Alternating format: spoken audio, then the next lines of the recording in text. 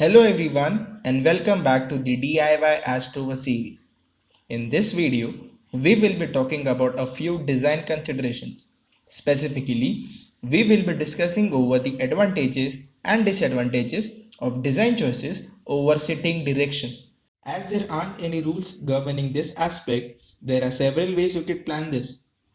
Type 1. Seats adjacent to each other and facing the same direction. Type 2.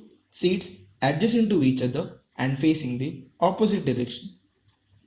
Type 3. Seats forward and behind facing the same direction. And type 4. Seats forward and behind facing the opposite direction.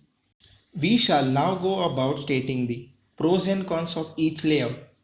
Type 1. Seats adjacent to each other and facing the same direction. A few advantages are: first, better communication between drivers as they are seated next to each other. Second, there is no need to reverse the direction of transmission since both drivers will be pedaling in the same direction. Third, low polar moment of inertia of the rover. This increases the steering response of the rover and its overall maneuverability. Fourth, the rover will be compact, hence there is a low weight plus point. There might be no need of a folding mechanism. You also achieve a shorter turning radius. A few disadvantages of this setup would be less stability in longitudinal direction, packaging and storage concerns due to the compactness, shorter suspension linkages.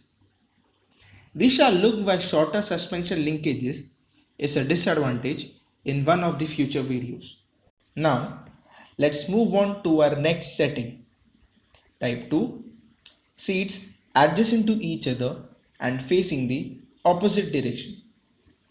The advantages in this setting are very similar to the first one, with the addition of having a simpler transmission assembly. The transmission is simpler in this case because we can easily connect the sprockets on the pedal to the gears on the axle without using an idler sprocket. It also allows the use of incorporating all-wheel drive. The disadvantages are also similar, as well with the requirement of reversing the drive of the transmission at the rear. This is because now both the drivers are pedaling in the opposite direction. Moving ahead, my colleague Mukul will now speak about the remaining seating types. Hello guys! Now let's have a look at other two types of seating arrangements. Type 3. Seat forward and behind facing the same direction. The advantages of this layout are increased longitudinal stability of vehicle due to reduced load transfer and increase in wheelbase. No need to reverse the direction of the transmission since both the drivers will be pedaling in the same direction. Better suspension geometries because longer suspension arms can be used.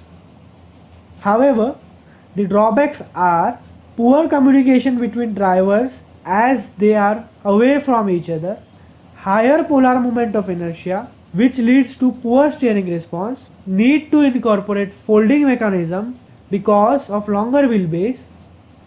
The next and final arrangement is type 4. Seats forward and behind facing the opposite direction. This layout has almost the same advantages and disadvantages. But in this configuration, communication between drivers is improved, which is an added advantage. However, there is a need to reverse the direction of transmission as the driver are now facing opposite.